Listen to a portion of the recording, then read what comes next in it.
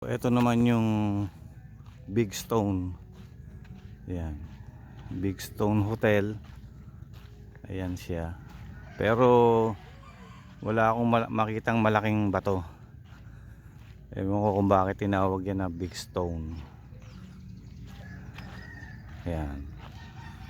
Ang kasunod yan, ito ng Amara. Ito ang isa sa sikat na resort dito. Itong maraming ilaw na yan. Yan po ang susunod natin na ibibideo. Medyo sabi nila ay ito daw si Amara ay minsan nag-i-invite ng mga DJ na kada araw ng Sabado nag-i-invite daw to ng DJ, kaya maraming bisita dito. Ngayon nga pala ay araw ng Biyernes, last day na namin dito sa Bicol, at mamayang madaling araw po ay lalakad na po tayo. Good morning po. Yan, isa po yan na taga rito po yan, si tatay. So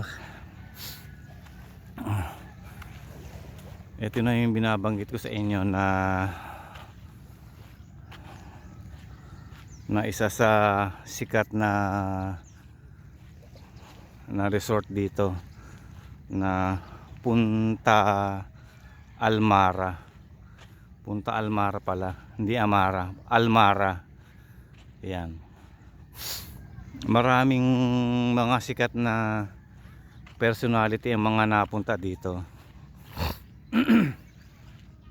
Yan, marami nang naliligo kasi maganda yung ano niya, hindi mabato at ano siya, white sand. Yan, Punta Almara. So kung magbabala kayong magbakasyon at papunta dito sa Bicol, isa to sa i-recommend ko sa inyo na na resort, yung Punta Almara. Siya, malawak. I think kaya dito ang kahit 500 packs or more than 500 packs ang kasya dito. Yan, mga bisita po yan dito. So yung iba mga taga rito na po yan. Kita nyo yung hotel niyan, laki. Yung bahay, malaki po ito ang punta. So nagpatay na sila ng ilaw, umaga na kasi. Yung naririnig niyo mga bangka yun, mga bangka. Matutulin po ang mga bangka dito, kasi kaya matulin dito. Minsan pag mayroon silang natatanaw na pulutong ng parang sa amin ay parang blue marlin, kaya pag nakikita sila noon ay hinahabol nila yon. Kaya mabibilis ang mga dito, ang mga motor. Yan, Punta Almara. So dito po yan sa Ligao Albay, Barangay Maunong. Yan, marami na rin bisita. Ngayon nga pala ay Biyernes Santo ngayon. So yung iba talaga mas gusto dito sa labas, naka-tent lang, ayaw nilang sa loob. So pero mga nakabook dito yan, yung mga yan nakabook po yan. Arayan po sila, mga bisita po yan. Actually kami bisita rin kami dito, hindi kami taga rito. Isa rin kami sa mga bisita, pero doon kami sa church, sa Church of God Seventh Day. So bukod sa pagre-relax nyo ng inyong physical na katawan, ay pwede din kayong mag-relax sa spiritual healing. Ang haba nitong Almara, hanggang dito yata.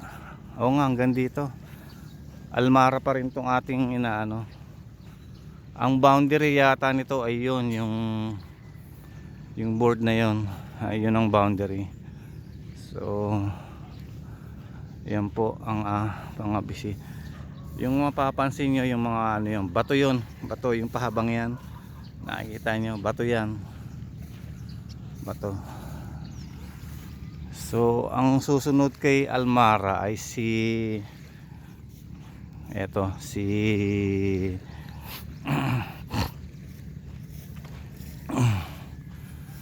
si ano, La Veranda.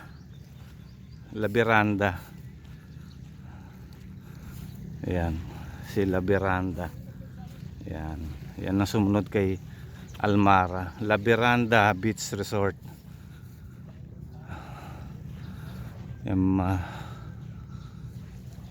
Ayan, may bisita rin sila. Yan yung malaking bahay, yun ang kanilang bisita.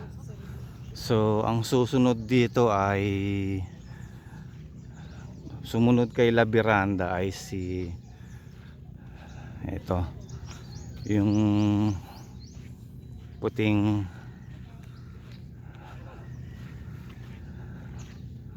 maganda ang ano nito, ang playground, malawak. Ayan, malawak ang kanyang playground. Yan, pwedeng mag ano dito ng mga activities. Parang ano na rin to parang campsite tong sumunod kay Veranda ba? Nalimutan ko na kagad. Ito ay si ano.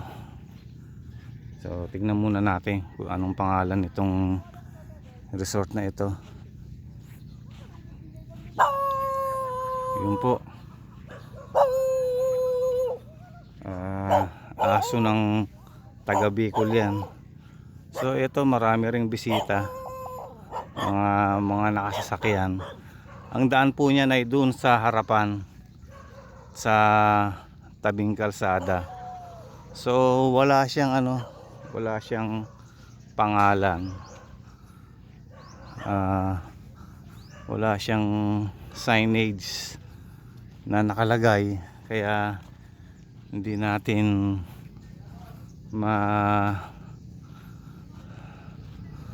maano kung anong pangalan ng ano nito. So yung sumunod dito ay yun, isang malaking bahay din, isang malaking bahay ang sumunod. Medyo makalat din maraming dahon. Yan yung sinasabi ko kanina sa inyo na ano yan, mabato. Hanggang dun yan, mabato yung lugar na ere, mabato siya. Yan.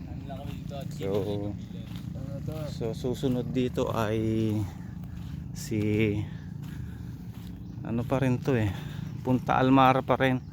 So ibig sabihin pagmamay-ari pa rin to ni Almara tong ano na to, resort. So susunod dito ay wala na po. Ito na ang huli, pero hindi pa to dulo. Hindi pa po dulo to, hanggang dun yan. Kahapon diyan kami dumaan, dito kami dumaan kahapon instead na dun sa kalsada, kasi mas maganda din patag doon, kasi ay mga paakyat-akyat. So yan, mga ano, mga mabato, hindi magandang pagpaliguan. Hindi katulad doon sa sa tapat ng aming church ay buhangin, walang ganere. So dito ay mabato siya, pero pag high tide ay hanggang dyan ang tubig. Yun nga lang, hindi siya advisable na paliguan. Doon pupunta ka pa doon. So yun, eto siya. Sumunod dyan, yun na yung paikot na yon na hanggang doon yan, hanggang doon siya. May daan yan sa gilid hanggang doon papunta sa yung binila namin ng daing.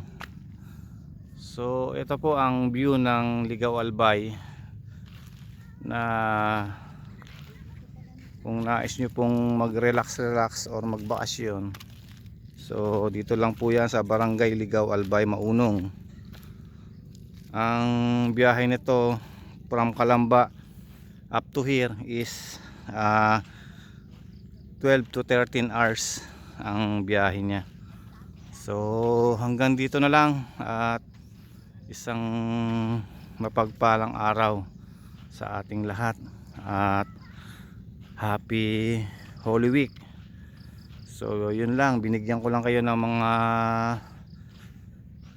mga tips na maaari nyong puntahan dito sa Ligaw Albay pag kayo ay nagawi dito.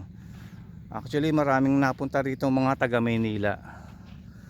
Dito sila nagpupuntahan kasi hindi pa masyadong crowded dito, kaya mas gusto nila dito. Saka kagandahan din ay walang limit ang sound system.